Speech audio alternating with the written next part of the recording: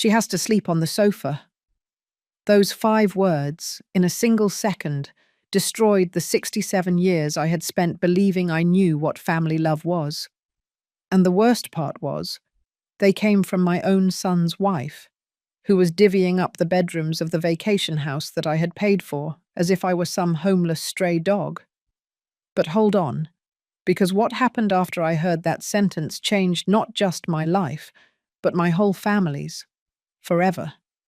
And when you find out about the revenge I silently planned, you will understand why you should never, ever underestimate an American grandmother who has nothing left to lose. If you want to know how a 67-year-old woman became the worst nightmare of her manipulative daughter-in-law, subscribe now, because this story is going to give you goosebumps. My name is Eleanor. I am 67 years old, and what I'm about to tell you happened 3 months ago in a vacation rental house in Miami Beach, Florida, that I rented for $3,500. That money came from my savings, from the pension I've been diligently setting aside since I became a widow, dreaming of moments like this. A perfect week with my son Robert, my daughter-in-law Patrice, and my 2 grandchildren. What I didn't know was that, to Patrice, I wasn't a grandmother who deserved respect. I was just the wallet, paying for everything. I was standing there, hiding behind the kitchen door, like a thief in my own reservation, listening as Patrice explained the room assignments to her mother over the phone. Mom gets the master, Dad gets the second one, the kid's in the back. She has to sleep on the sofa. She didn't even have the respect to say my name. My heart felt like it wanted to pound right out of my chest. I felt the strength drain from my legs and had to grab the doorframe to keep myself from collapsing right there. Me? The woman who had worked 2 shifts at the factory to pay for Robert's college. The one who sold even my gold earrings to help him start his business. I was going to sleep on the sofa in the house I was paying for. But what came next completely destroyed me. "Oh, Mom, you'll see. Eleanor won't say a thing," she was saying. "She's one of those little old ladies who does anything to look good. She paid for the whole house without anyone even asking her to. Can you believe it? The women of her generation are like that, submissive. They just put up with everything so they don't cause trouble." Little old lady. Submissive. As if my 67 years of life, my sacrifices, my dignity, were worth nothing. In that moment, something inside me broke. It wasn't just my heart. It was that image I had of myself as the understanding mother-in-law, the grandmother who always says yes, the one who never causes problems. That night, while they toasted on the deck with the wine I had bought, celebrating their free vacation, I stood alone in that kitchen, looking out at the ocean. And for the first time in 3 years, since I became a widow, I didn't cry tears of sadness. I cried tears of pure rage. Robert, my Robert, where was he while his wife was humiliating me? On the deck, yelling, "Honey, the Wi-Fi is working perfectly for my video conferences on the family vacation his mother had paid for." But Patrice made a mistake that night, a mistake that would cost her everything she had built by manipulating my son. Because when you think you have someone completely under your thumb, you relax, you get careless. And careless women leave their cell phones unlocked in places where submissive old ladies can find them. What I discovered on that phone in the early hours of the morning not only confirmed that Patrice was worse than I imagined. She was a monster who had been planning to completely destroy me. But what she didn't know was that she had just awakened the wrong beast. Because when a woman my age decides she's not going to be submissive anymore, she doesn't do it quietly. And when she decides it's time for justice, oh my God, the justice that's coming. What I found on that cell phone chilled my blood and set in motion the most perfect revenge you can imagine. To understand how I ended up in that kitchen crying with rage while my daughter-in-law divvied up my house, I have to tell you the story of a woman who believed that unconditional love always returns multiplied. a woman who was wrong.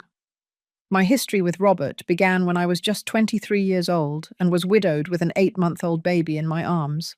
Robert's father died in a construction accident, and I was left alone with a baby and no inheritance except debts and a broken heart. Do you know what it's like to wake up every day at 4 in the morning to get to the textile factory? Working 8 hours sewing school uniforms, and then rushing to Mrs. Linda's house to pick up your son and take him to your second job, cleaning offices until 10 at night. I did that for 18 years straight. Robert was my world, my reason for existing. Every single dollar I earned had his name on it.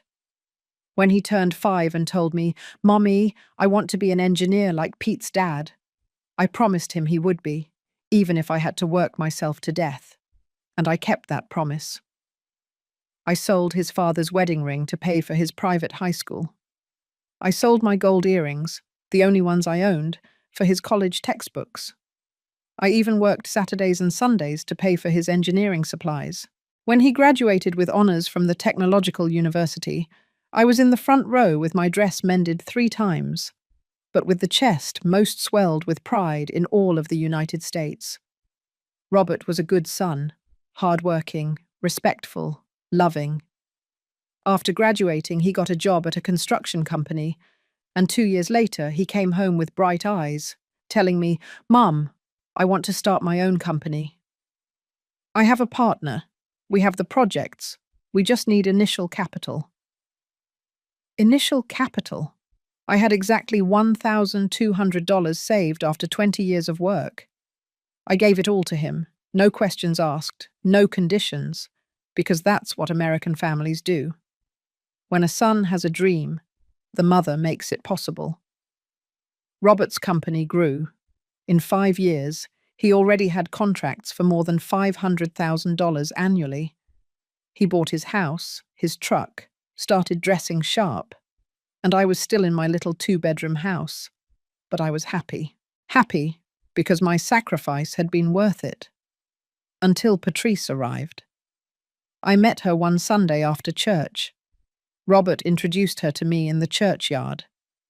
"Mum, meet Patrice. She's an administrator. She works at a bank." It was clear he was in love. His eyes were shining in a way I hadn't seen since he was a child. Patrice was kind to me from day one, maybe too kind, always with a perfect smile, always saying the right words. "Mrs. Eleanor, how lucky Robert is to have such a hard-working mother. Mrs. Eleanor, all the love you put into raising him is obvious. Mrs. Eleanor, Robert tells me you made a lot of sacrifices for him." At first I thought it was good manners. Later I understood it was strategy. I ignored the first signs because I didn't want to see what was happening. Like when Robert started cancelling our Sunday lunches because Patrice had family commitments, or when he stopped calling me every day like he had for 30 years. "It's just that Patrice says married men need their space," he would explain, as if apologizing. Space? I wasn't taking his space. I just wanted to keep being his mother. But Patrice was smart, very smart. She never attacked me directly, never disrespected me to my face. She was more subtle, more poisonous, like when she would organize family dinners and forget to invite me. "Oh, Mrs. Eleanor, I am so sorry. It completely slipped my mind to call you. It's just that there are so few of us. I didn't think—" But she would invite her mother, her sisters, her aunts. I would always find out later when Robert would tell me what a great time they'd had, or when she started changing the decor in Robert's house. "Patrice has great taste, Mum," he would say. "The house looks more modern." My pictures with Robert from when he was a child disappeared from the refrigerator. The throw pillows I had crocheted for the sofa were replaced with more elegant ones. Little by little, my presence was erased from my own son's house. The hardest blow came when the grandchildren were born.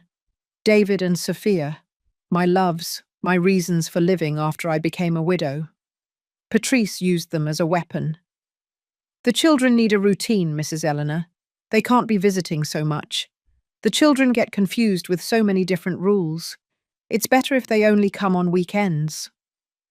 Weekends turned into once a month. Once a month turned into special occasions. Special occasions turned into whenever we can make it work. And Robert, my Robert, just let it happen. Every time I said something, he would respond, "Mum, Patrice is right. She studied these things. She knows how to manage a modern family." Modern family. Since when did respect for your parents go out of style? But what really broke my heart was the day I turned 65. I waited all morning for Robert to arrive with the kids. I had made his favourite, turkey and mashed potatoes. I had bought a small pound cake at the bakery. I had set the table nicely with the tablecloth I embroidered when he was little. Robert arrived alone at 8 at night, rushing with a look of guilt. "Sorry, Mum," he said. "Our day got complicated.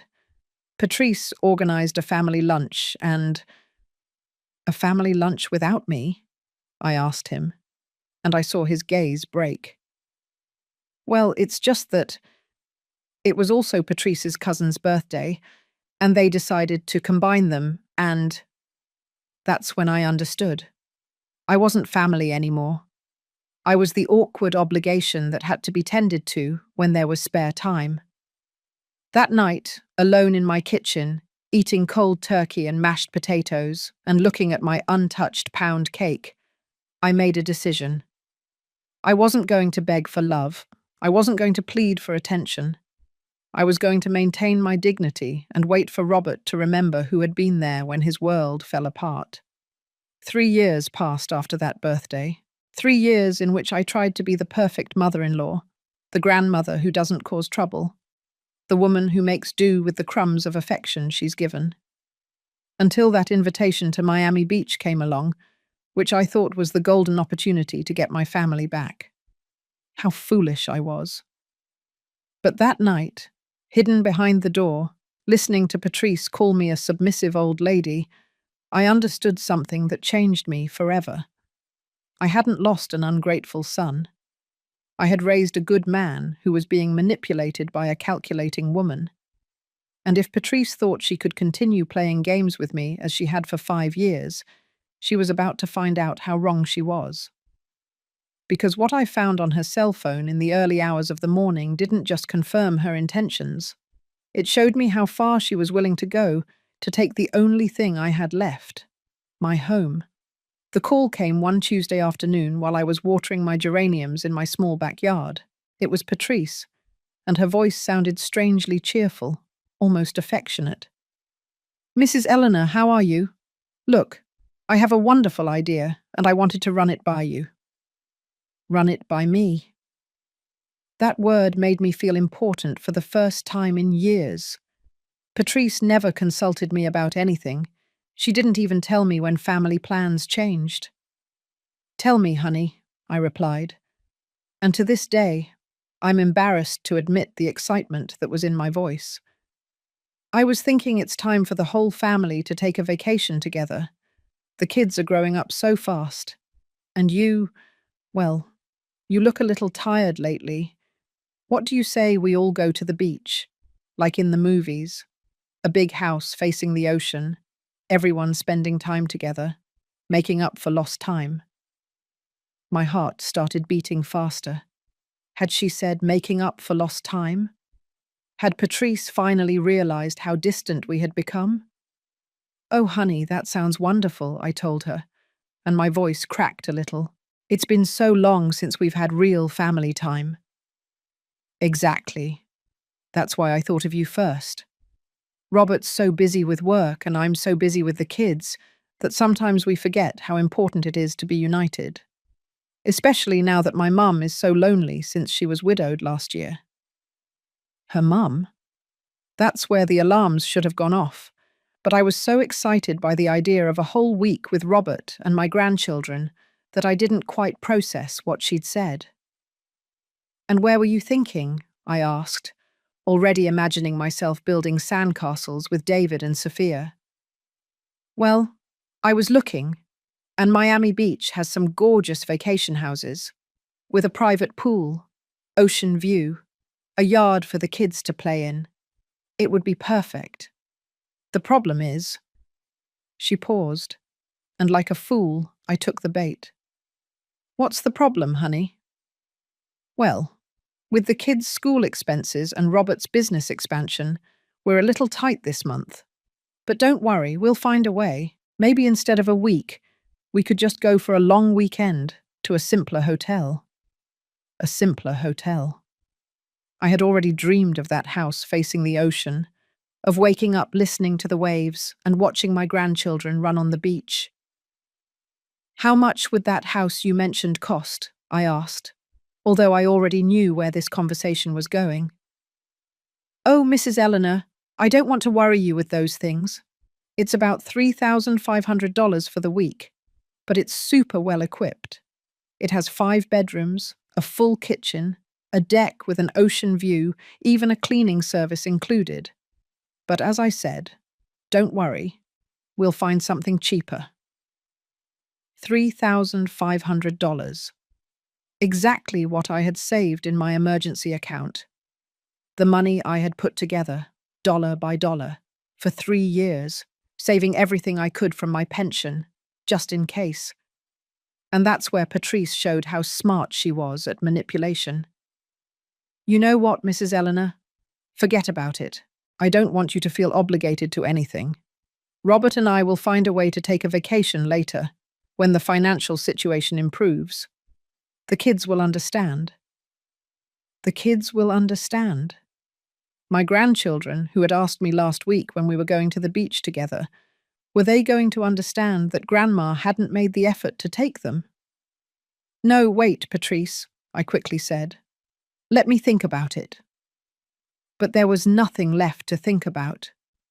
In my mind, I was already seeing David learning to swim in that private pool, Sophia collecting seashells on the beach, Robert relaxed for the first time in years, remembering why he loved his mum so much.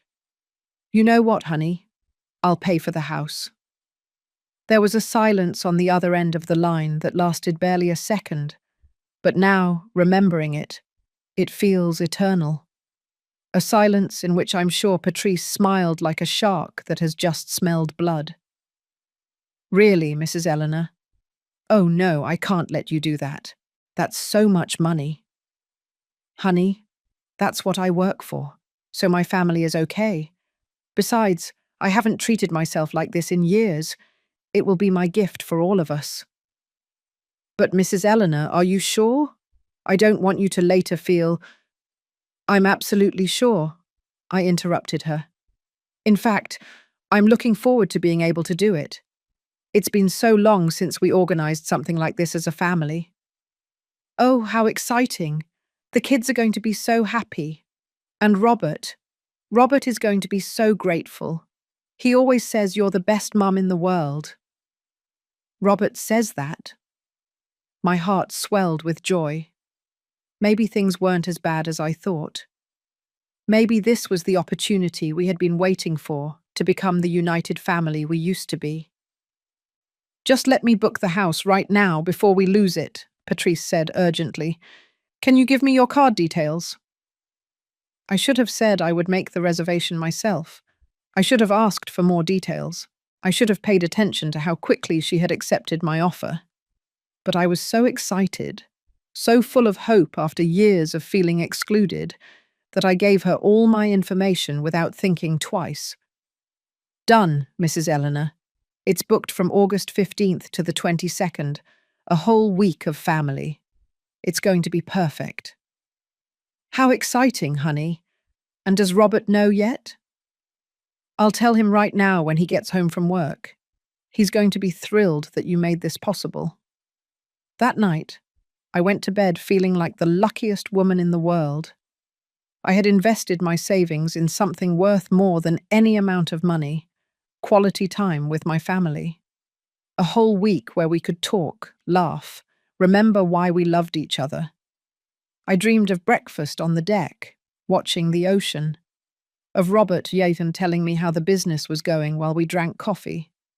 of Patrice and me cooking together for the whole family, of my grandchildren running toward me yelling, "Grandma!" on that perfect beach. How naive I was. Because what I didn't know was that Patrice had already planned everything. She already knew exactly what that week would be like, who would sleep where, and what my place would be in her vacation home.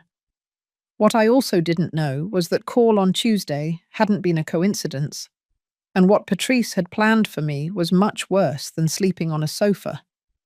The flight to Miami was the last time I truly felt happy on that vacation. David and Sophia were so excited, asking me every 5 minutes if we had arrived yet, if the pool was really big, if we were going to see turtles in the ocean.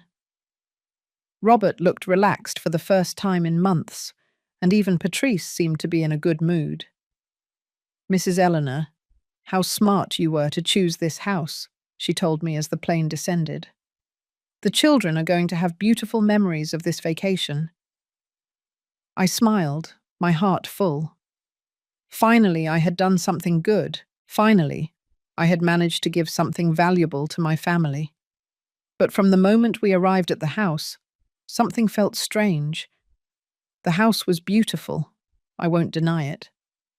Exactly as Patrice had described it. White, modern, with a huge deck that looked directly onto the turquoise ocean, a yard with palm trees, and a pool that glittered under the Caribbean sun. It was the paradise I had imagined in my dreams. The problem wasn't the house. The problem was how Patrice acted from the second she set foot in the entryway. "Kids, come here.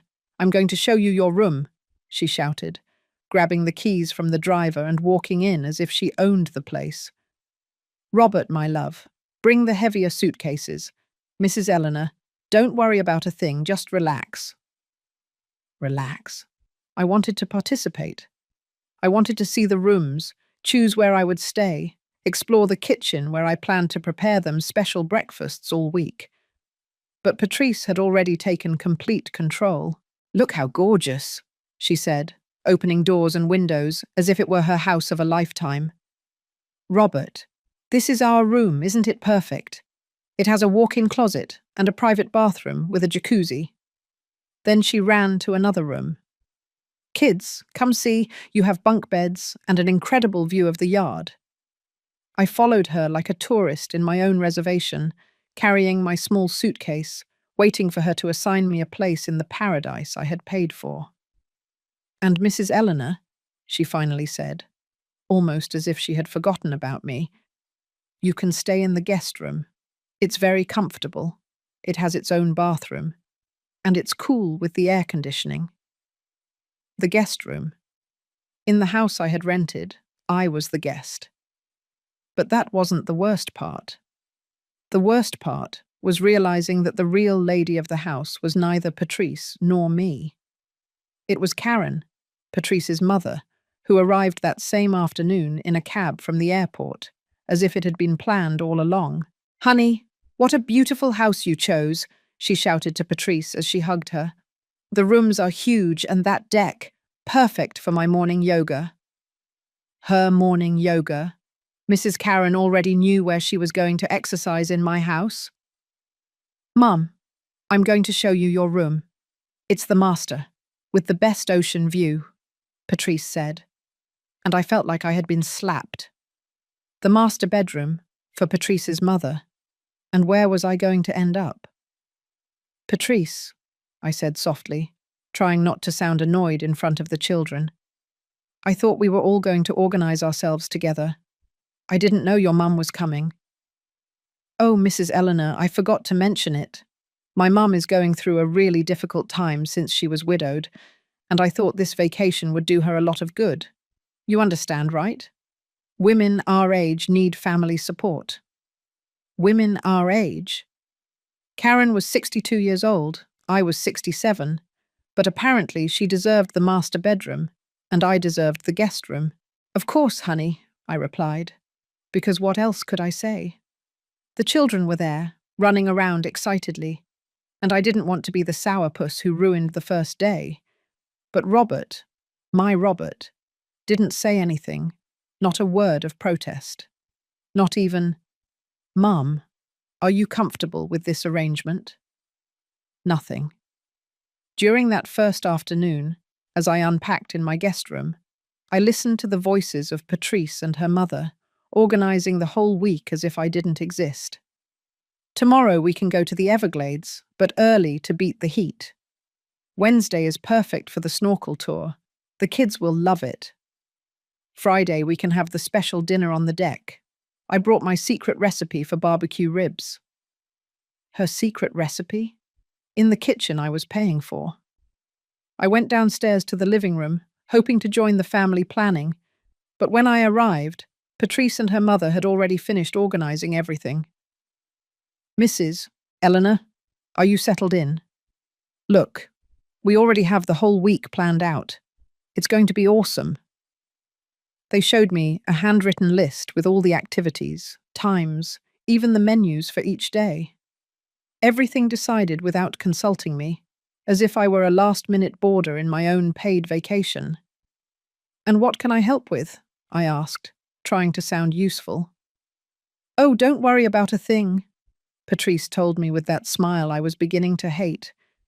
"You just relax and enjoy. Karen and I have it all organized." Karen and I.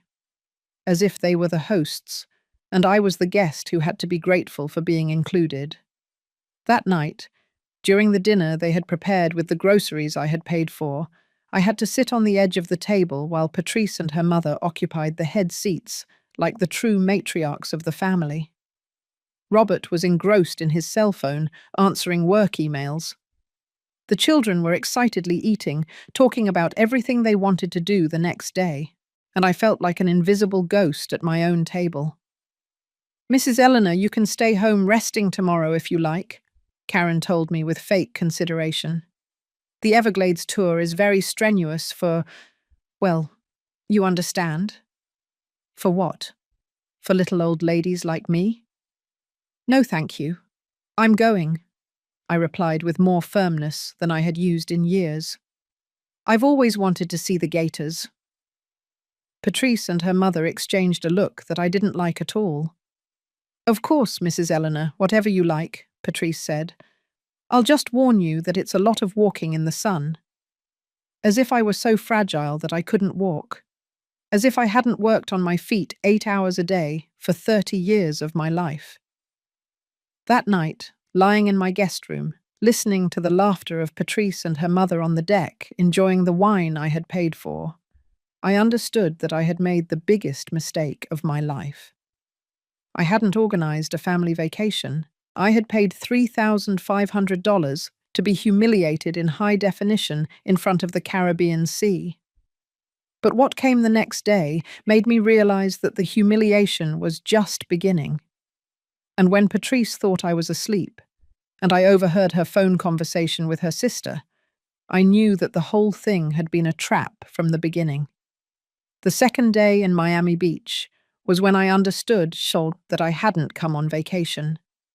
I had come to witness my own destruction as the matriarch of my family. It all started in the Everglades. Despite Patrice's warnings about how strenuous the tour would be for me, I was the first one on the airboat and the last one to tire of walking among the mangroves. While Karen complained about the heat every 5 minutes, and Patrice looked for shade to take perfect selfies, I listened to the guide explain the nature of the park with the curiosity of a child. "Grandma, did you know that alligators are super smart?" David asked me, taking my sweaty hand as we walked towards the main viewing deck. "Of course, my love. And they're also very brave," I replied, carrying him when he got tired, even though Patrice yelled from behind, "Mrs. Eleanor, don't carry him, you'll hurt your back." Hurt my back? I, who had carried Robert until he was 5 while working 2 shifts. But the real humiliation began that night, when we returned to the house, exhausted and happy. The children had fallen asleep on the way. Robert carried them to their room, and I headed toward mine to take a shower and wash off the dust of the day. When I opened my door, I froze. All my things were packed in my suitcase, placed on the bed as if I were an unwanted guest who had to leave. "Patrice!" I shouted from my room, my heart pounding so hard I thought I was going to have a heart attack. She appeared in the doorway with that fake smile I knew so well, but this time with a chilling glint in her eyes. "Oh, Mrs. Eleanor, I'm so sorry. I forgot to tell you. It's just that my cousin Alex showed up as a surprise with her husband, and they urgently need a room. They're on their honeymoon, can you imagine? I couldn't say no." Her cousin? In my vacation house? And I had to leave my room for strangers? "But Patrice," I said, trying to stay calm, "and where am I going to sleep?" "Oh, don't worry. The sofa in the living room is super comfortable. It even has memory foam cushions. You'll be better off than in any five-star hotel." The sofa. At 67 years old, after paying $3,500, after working my whole life to give my family everything, I was being sent to sleep on the sofa as if I were a beggar. "And can't they stay in another room?" I asked, feeling my voice break. "Which other room, Mrs. Eleanor? My mum is in the master. We're in the second. The children are in the third. There are no more rooms." Yes, there were more rooms. There was a small study in the back that had a pull-out sofa, but clearly that was reserved for storing Patrice's and her mother's things, like it was their personal closet. "Patrice, I paid for this house," I told her with firmness for the first time, and I saw her face change for a second. "Yes, Mrs. Eleanor, and we all thank you very much.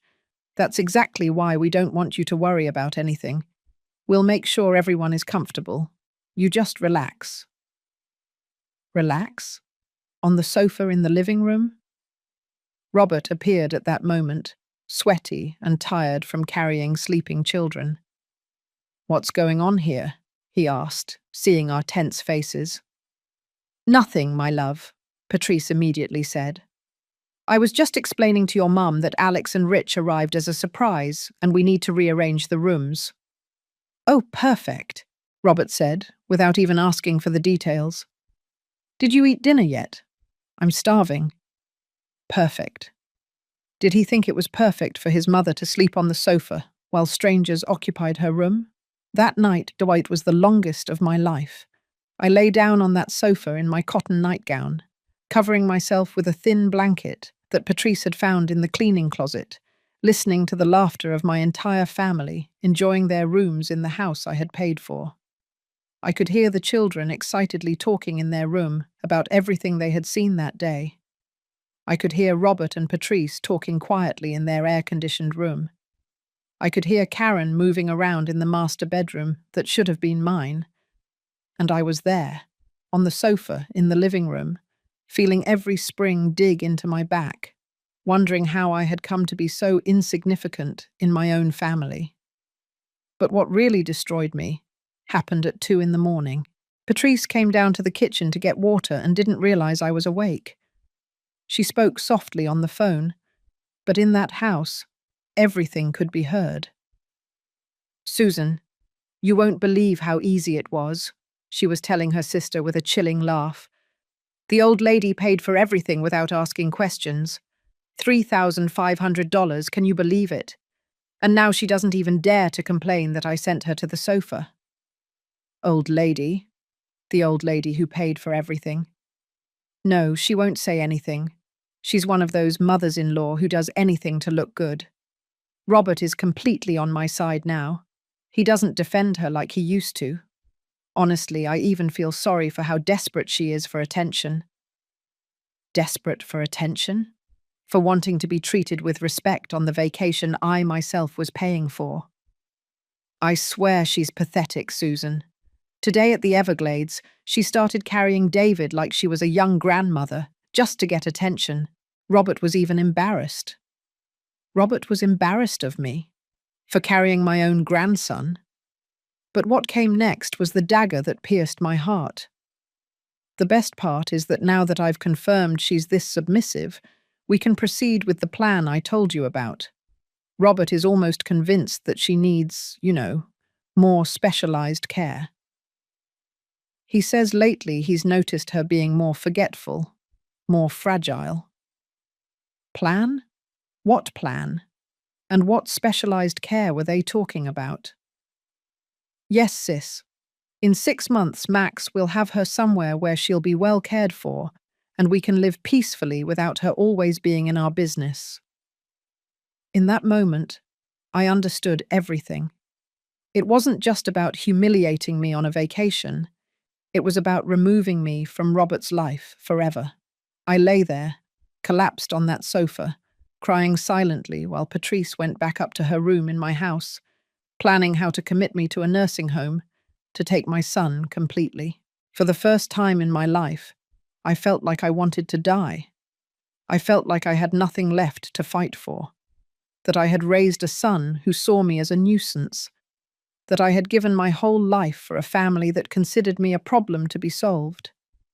But then, something happened inside me, something I hadn't felt since I was 23 years old and was widowed with a baby in my arms. Rage, pure rage that burned inside me like volcanic lava. No, I wasn't going to let them send me to a nursing home like I was trash. I wasn't going to allow Patrice to destroy everything I had built with so much sacrifice. And I definitely wasn't going to keep being the submissive old lady who settled for crumbs. Because what Patrice didn't know was that night, while she slept peacefully, believing she had me dominated, I found her cell phone forgotten in the kitchen. And what I discovered there gave me the weapons to destroy her perfect world. At 4 a.m, when I could no longer pretend I was asleep on that sofa that had become my torture bed, I decided to get up to get water. My back hurt as if I had been beaten, and my eyes were swollen from crying silently. The house was completely silent. All I could hear was Karen's distant snoring from the master bedroom, which should have been mine, and the ocean waves, which now sounded like a mockery of my suffering. I walked barefoot toward the kitchen, trying not to make noise in my own vacation home. When I saw it, Patrice's cell phone, lying on the kitchen counter, glowing with the screen on. She had forgotten it after her late-night call with her sister Susan. Normally, I would never have touched someone else's phone. I was raised with values, with respect for other people's privacy.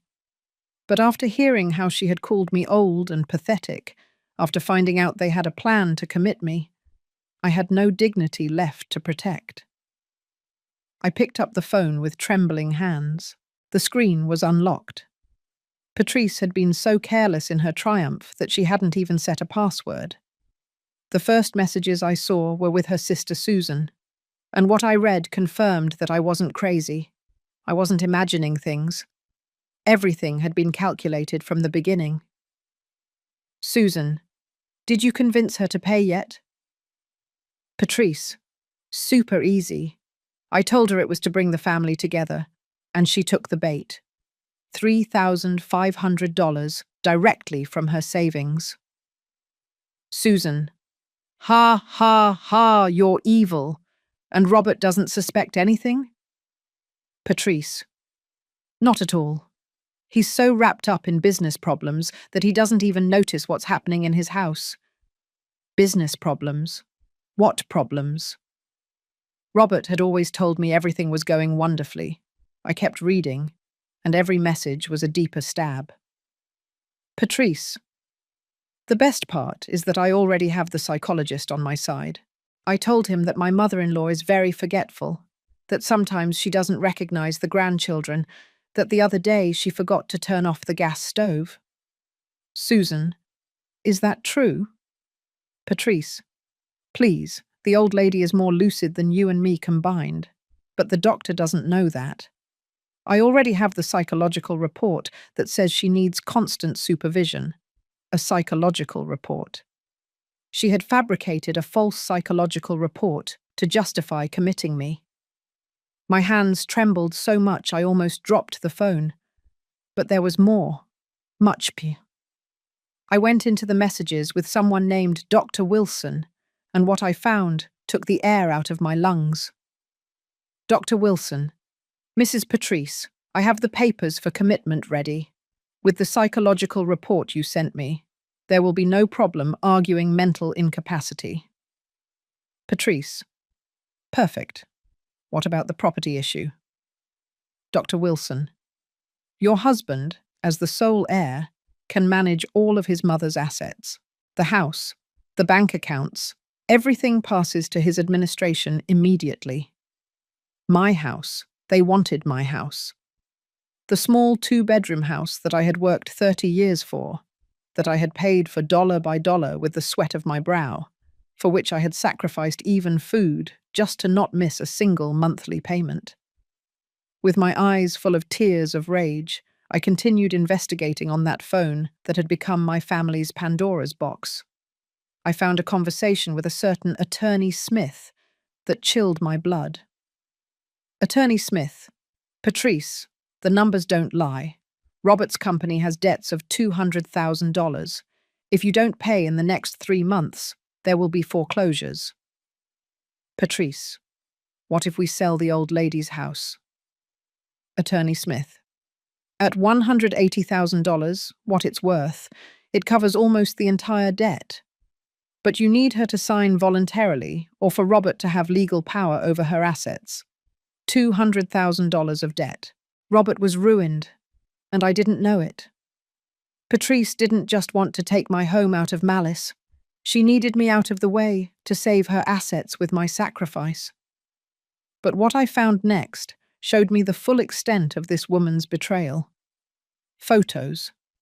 Hundreds of photos in a hidden folder. Photos of Patrice with a man who was not Robert. Kissing, hugging, in elegant restaurants, in hotels, in situations that left no room for doubt. And the messages with that man were saved under the name insurance work. Insurance work. Honey, we almost have everything ready. As soon as they commit the old lady and sell her house, Robert can declare bankruptcy. We lose the company, but we save the money. Patrice, and after that? Insurance work. Then I divorce my wife, you divorce Robert, and we go live in Costa Rica with the clean money. It couldn't be real. It couldn't be that my daughter-in-law was planning not only to steal my house and commit me to a nursing home, but also to destroy Robert economically and emotionally to run away with her lover. I stood there in that kitchen at 5 a.m, reading message after message that shattered every illusion I had about my family. Patrice wasn't just manipulative. She was a professional con artist who had seen Robert and me as the perfect victims. But there was something else. Something that gave me the first spark of hope in days. A message from just 2 hours before, when Patrice thought I was asleep on the sofa. Patrice. Susan, tomorrow night the old lady is going to sign the papers. I'm going to tell her they are health insurance documents, but they are actually the legal powers we need. Tomorrow. I had less than 24 hours before they would make me sign my own civil death sentence. In that moment, standing in that kitchen with my enemy's phone in my hands, I made the most important decision of my 67 years of life. I wasn't going to be the victim anymore. I silently took photos of every message, every conversation, every compromising image. My old cell phone took forever to save each screenshot. But I didn't care. I documented everything, every betrayal, every lie, every piece of evidence that Patrice was not who she pretended to be. When I finished, I put her phone exactly where I had found it and went back to my sofa. But I was no longer the same woman who had gone to bed crying 3 hours earlier. Now I was a woman with information, a woman with evidence, a woman who knew exactly what she was fighting against. Patrice had made the biggest mistake of her life, underestimating an American woman who had raised a son alone, who had worked 2 shifts for 30 years, and who had survived everything life had thrown at her. In the early hours of that morning, while she slept peacefully, believing she had everything under control, I began planning the most perfect revenge you can imagine. Because if Patrice wanted to play dirty, she was about to discover that she had chosen the wrong opponent and that this submissive old lady had cards up her sleeve she never would have imagined. The dawn of the third day in Miami Beach found me completely different.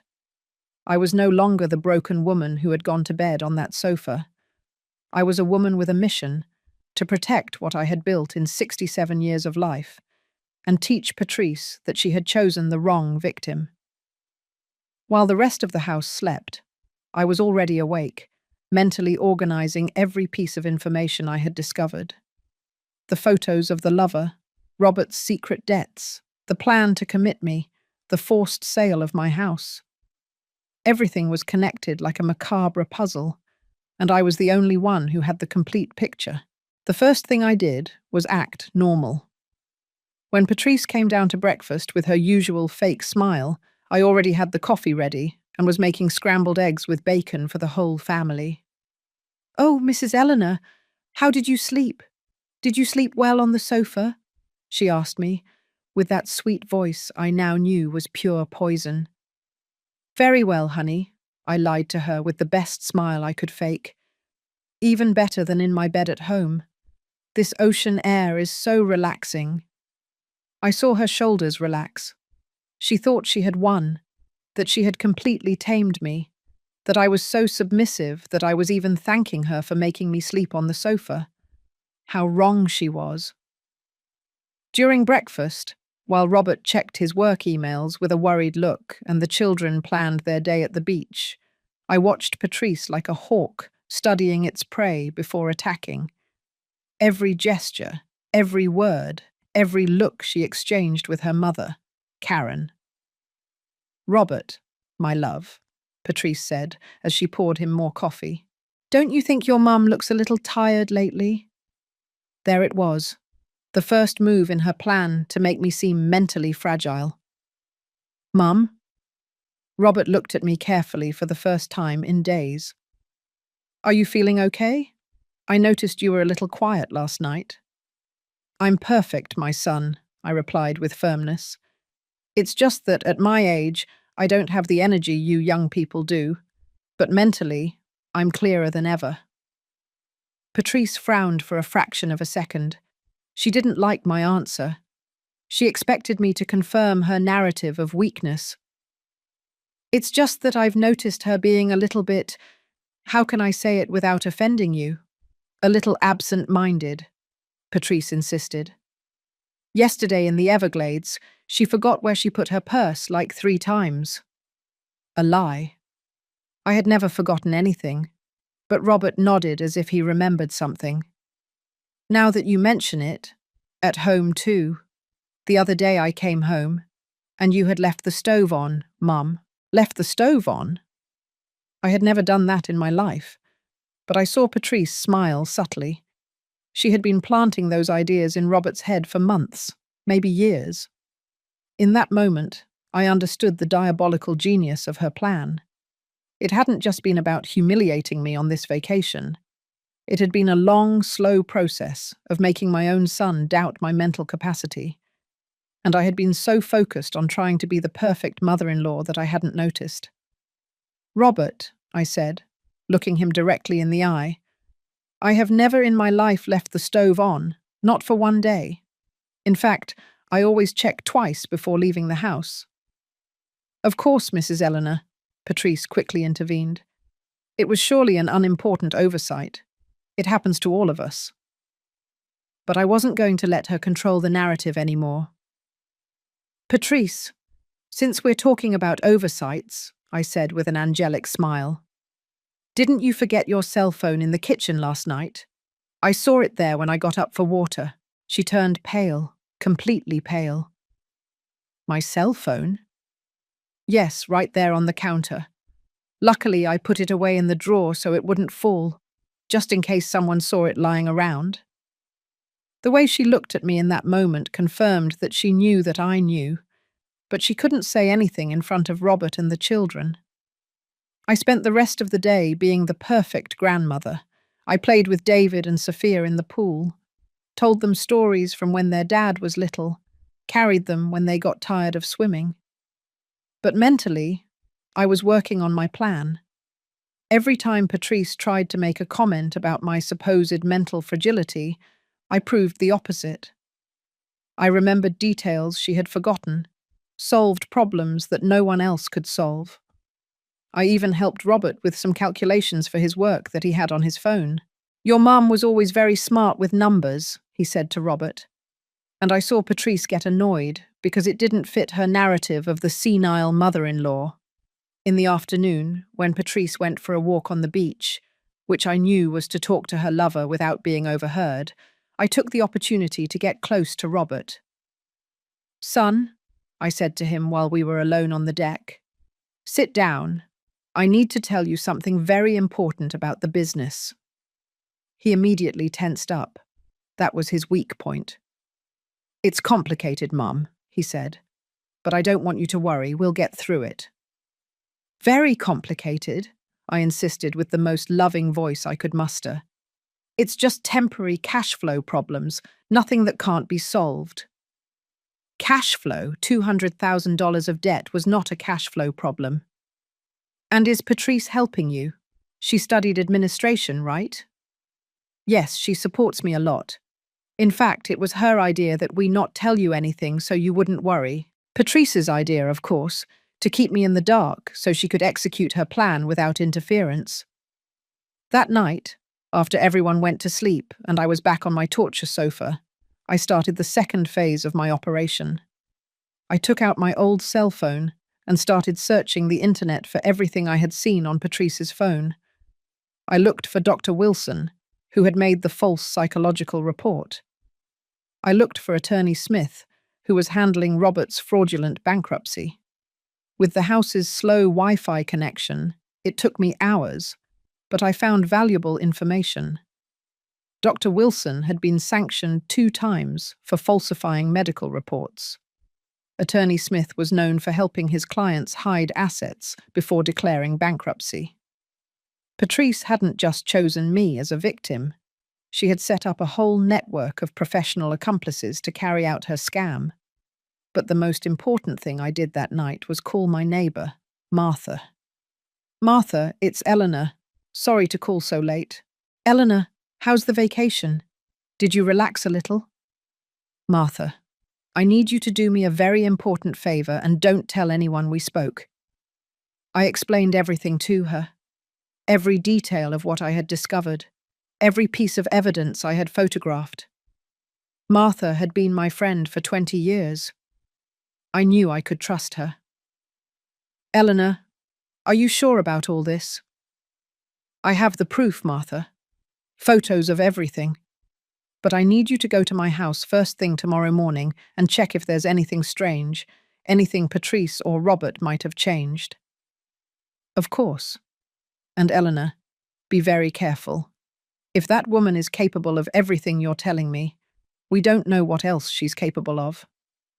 When I hung up the phone, I stayed there in the darkness of the living room, feeling for the first time in days that I wasn't completely alone. I had an ally. I had information. I had evidence. And for the first time since I arrived in Miami Beach, I truly smiled. Patrice had made many mistakes, but the biggest of all had been believing that because I was 67 years old, I was automatically harmless. She had underestimated the power of a woman who had raised a son alone, who had worked 2 shifts until exhaustion to get her family ahead, who had survived poverty, widowhood, and all the small betrayals that life throws at you along the way. The next day, I would discover that my plan was just beginning, and that Martha's call would bring me information that would completely change the game in my favor. The call from Martha came at 8 in the morning on the 4th day, while I pretended to read a magazine on the deck, and Patrice prepared breakfast, singing as if she were the happiest woman in the world. She had no idea that her perfect world was about to collapse. "Eleanor, I found something terrible at your house," Martha whispered to me on the phone, and my heart raced. "What did you find?" "Someone was going through your documents. The drawer where you keep the house papers was messed up. And Eleanor, something is missing. The original deed is gone. My blood ran cold. Patrice had sent someone to steal the papers for my house while I was in Miami Beach. Her plan was more elaborate than I had imagined. But calm down, Martha continued. I found it. It fell behind the filing cabinet when they were taking it out. The clumsy people didn't realize it. Thank goodness. Without those papers, I had no way of proving the house was mine if Patrice managed to make me sign a power of attorney. Martha, I need you to do something else. Go to the public registry of property and get a certified copy of my deed. Let there be official proof that I am the sole owner. I'm on my way there now. And Eleanor, I also spoke to my friend Joe, the lawyer. I told him everything, and he says what they're doing is aggravated fraud, that with the evidence you have, Patrice could go to jail for up to 10 years. 10 years. The information gave me a sense of power I hadn't felt since I arrived at this cursed vacation house. After hanging up, I sat there, watching Patrice serve scrambled eggs with the fakest smile in the world, knowing that in a few hours she was going to ask me to sign the papers that would take everything away from me. But I already had my own plan in motion. During breakfast, while Robert played with the children in the pool and Karen read a magazine in the yard, Patrice approached me with a look of feigned concern. Mrs. Eleanor, I need to talk to you about something important. Here came the moment I had been waiting for. Of course, honey, tell me. It's about your health insurance. Robert asked me to help you update some documents because the legislation has changed, and if we don't sign them before returning to New York, you could lose all your benefits. Liar. What a professional liar. What kind of documents? I asked, feigning total innocence. They are just some powers of attorney so Robert can handle paperwork for you when necessary. You know how complicated government offices are. It's better to have everything prepared, just in case. Just in case they commit me to a nursing home, she meant. And where are these papers? I brought them from New York. I have them in my suitcase. You just need to sign them with 2 witnesses, and I already asked my mum to help us. Her mum as a witness. How convenient. You know what, Patrice? That sounds perfect, I said. But first, I want to consult with my own lawyer, just as a precaution. Her face completely changed. Your lawyer? What for, Mrs. Eleanor? They are standard health insurance documents. Well, I'm getting old, honey, and at my age it's better to be cautious with everything you sign, don't you think? But Mrs. Eleanor, we need to sign them today. Tomorrow there won't be time because it's Saturday, and the offices are closed. Of course, urgency is always part of scams, pressuring the victim so they don't have time to think. Don't worry, I told her with my best naive grandmother smile. My lawyer also works on Saturdays. I'll call him now. And I did call him. But it wasn't my lawyer. It was Martha's friend, Attorney Joe, who was already expecting my call. Attorney, this is Eleanor Morrison. My friend Martha gave me your number. Mrs. Morrison, Martha already told me everything. Are they trying to make you sign something? Yes, right now. They say they're health insurance documents, but we already know the truth. Perfect. Here's what you're going to do. Attorney Joe explained every step of my new strategy. I wasn't just going to prevent them from ripping me off. I was going to turn the tables completely. That afternoon, while Patrice nervously walked around the house because I hadn't signed her papers, I made my master move. I called Robert when he was alone on the deck. Son, sit down. I need to tell you something very important about the business. He immediately tensed up. What is it, Mum? I know you have debts of $200,000. I know the company is bankrupt. And I know Patrice has been hiding very important information from you. He was dumbfounded, literally with his mouth open. How? How do you know that? Because your wife isn't as careful as she thinks, and because a mother always knows when her son is in trouble. Mum, I didn't want to worry you. Patrice said it was better. Robert, I interrupted him. Did you know that Patrice wants me to sign legal powers so you can sell my house without consulting me? What? No, Mum. The papers she told you to sign were for the health insurance. I saw it in his eyes. Robert wasn't completely in on the scam. Patrice had been manipulating him too. Son, tomorrow we're going to have a family meeting. You, Patrice, her mum, and me. And you're going to hear some things about your wife that will change your life forever. Mum, you're scaring me. What are you talking about? That your wife is not who you think she is. And tomorrow night, you will know the whole truth. That night, lying for the last time on the living room sofa of my vacation house, I smiled up at the ceiling. Patrice had spent the entire day trying to convince me to sign her papers. She had tried to pressure me, manipulate me, and even cried fake tears, telling me she only wanted to help me.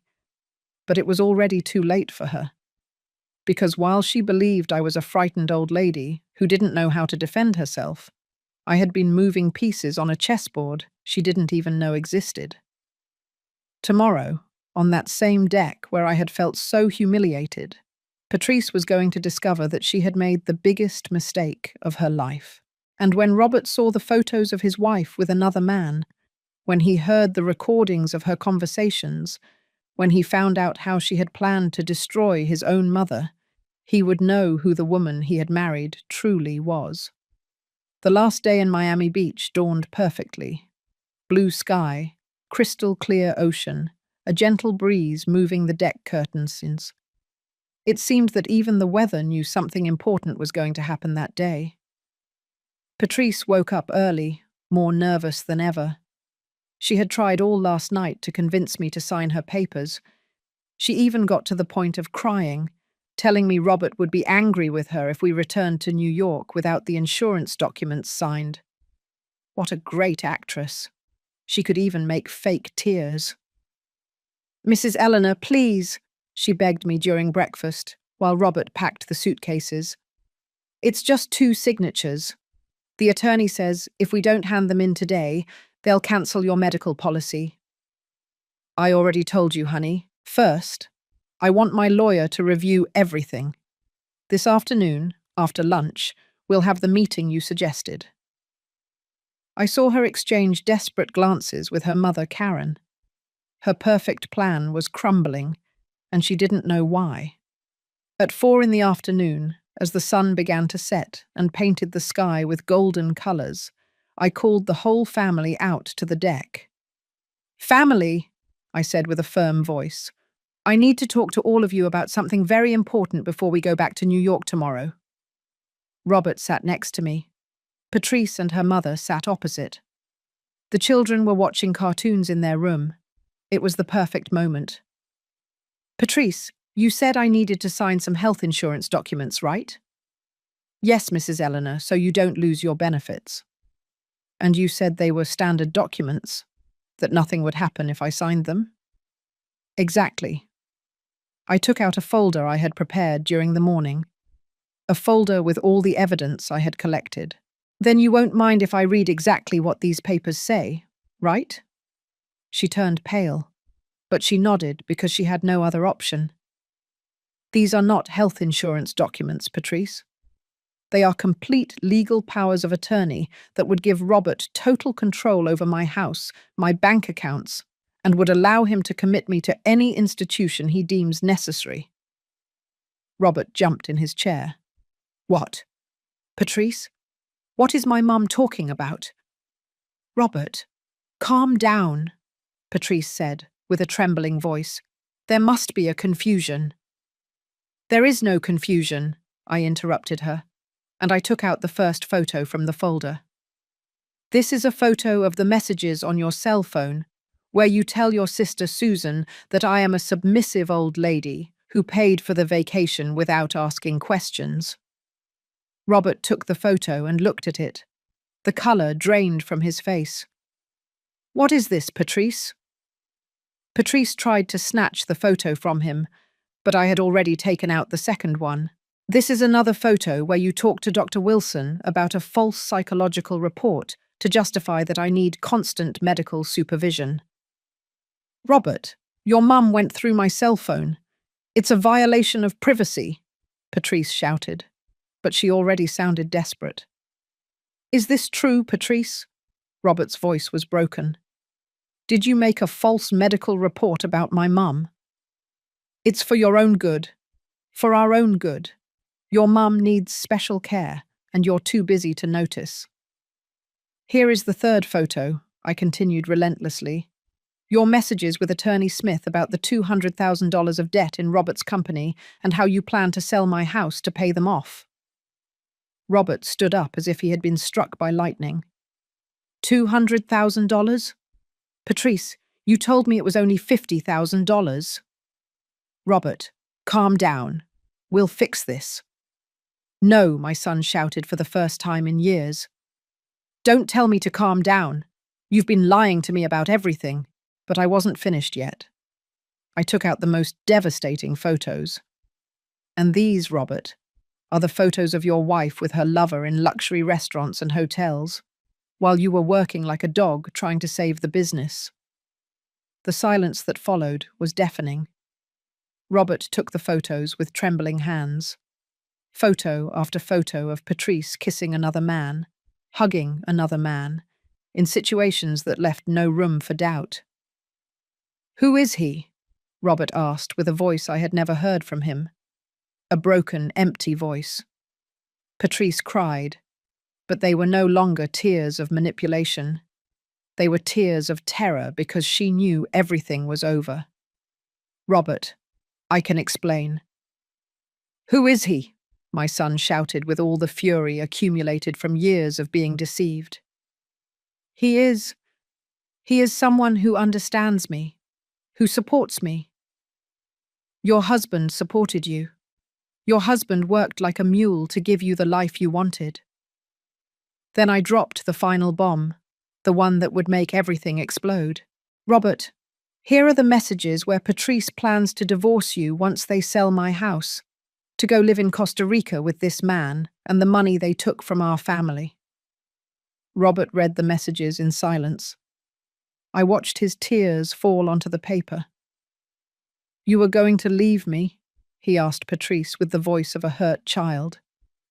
"After everything I did for you, you were going to leave me with nothing?" "Robert, please, we can fix this." Karen, who had been quiet the whole meeting, finally spoke. "Patrice, is all this true?" "Mum, you knew about the plan. You helped me." And that's where Karen showed that she had at least some decency that her daughter did not.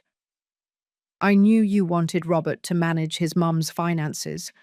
I didn't know there was a lover, that there were false medical reports, that you had made me an accomplice to a scam." Patrice's family fell apart in 5 minutes. Robert was crying with rage and pain. Karen was yelling at her daughter for deceiving her. Patrice was crying, begging for forgiveness that was no longer useful. And I sat there, watching justice be served after years of humiliation. "Robert," I said softly, "your wife didn't just want to steal my house. She wanted to destroy you too. She wanted to leave you without a family, without money, and without a home." My son looked at me with tear-filled eyes, and for the first time in years, he was my little boy again. "Mum, forgive me. Forgive me for not believing you. Forgive me for letting her treat you like this." "There is nothing to forgive, son.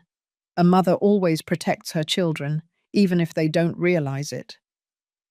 Patrice tried one last time to save her own skin. "Robert, please, we can go to couples therapy. We can fix this." But Robert was no longer the manipulable man he had been for 5 years. "No, Patrice, it's over. Tomorrow morning, I'm starting the divorce proceedings." And when Patrice realized that she had lost everything, her husband, her family, her perfect plan, and that she now faced years in jail for fraud. Her last card was to threaten me with something that chilled my blood and changed the course of this entire story. Patrice's final threat came when she had nothing left to lose. When she realized that Robert wasn't going to forgive her, that her mother had repudiated her, and that all her evidence was in my hands, she showed her claws one last time. "Fine!" she shouted, with a voice I had never heard from her, full of pure poison. "If you're going to destroy me, I also have information that can destroy you. Robert, your precious company didn't go bankrupt because of bad luck. It went bankrupt because your partner and you were diverting government money for 2 years. I have all the fake invoices you made." The world stopped. Robert turned white as a sheet. "What are you talking about, Patrice?" "I'm talking about the government contracts you inflated, the jobs you charged for without finishing, the materials you never bought, but reported as expenses." Robert slumped into the chair. I saw in his eyes that it was true. "Mum," he said with a broken voice, I didn't know it was illegal. My partner told me everyone did it, that it was the only way to be competitive." Patrice smiled with pure malice.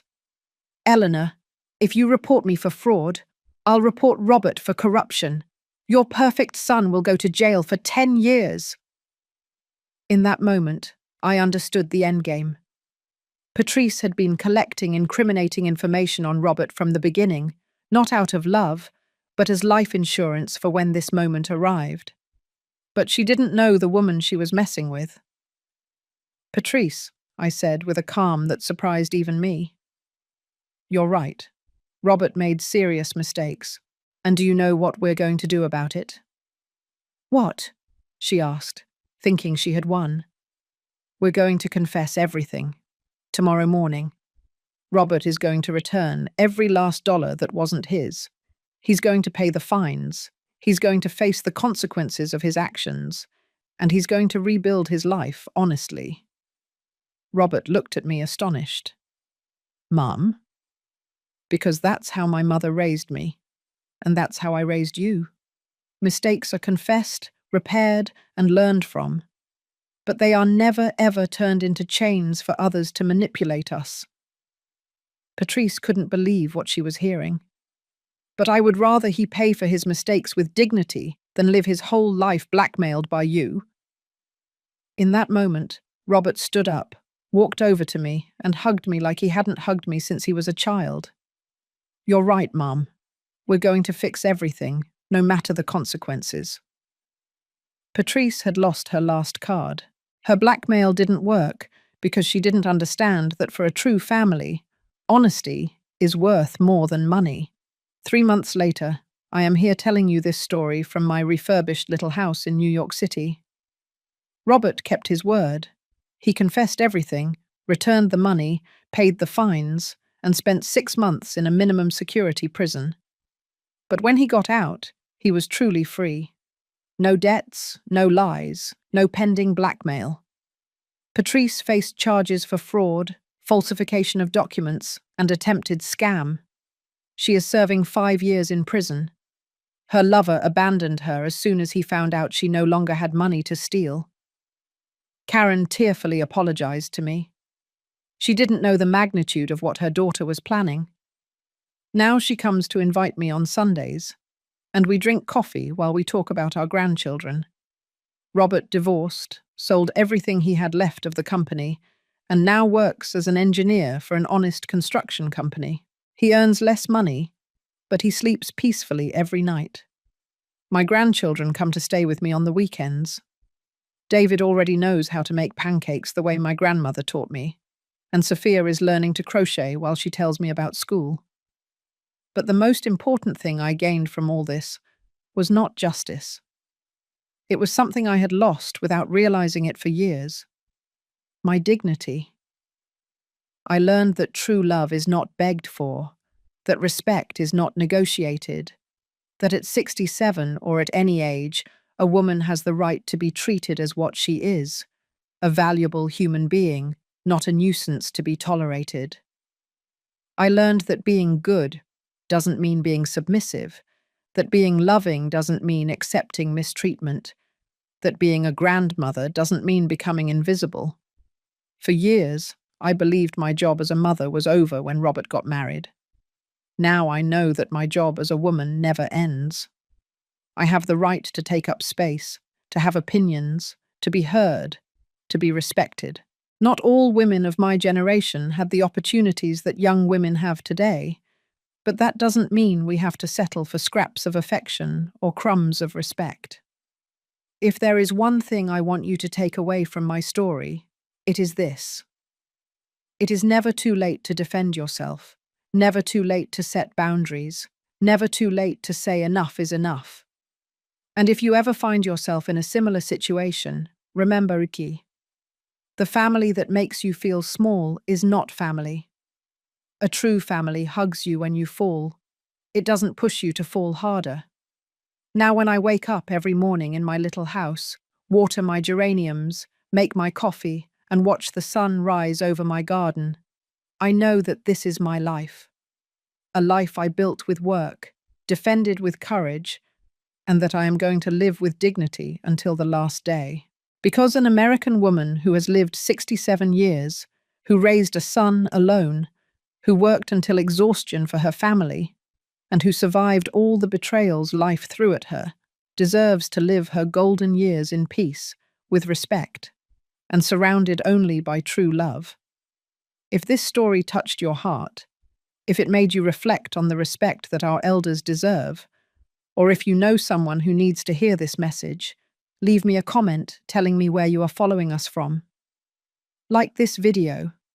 If you believe all grandmothers in the world deserve to be treated with dignity, and subscribe to keep sharing real stories that teach us that it's never too late to stand up for yourself. Because at the end of the day, the sweetest revenge is not destroying the person who hurt you. It's living so well that they regret ever having underestimated you.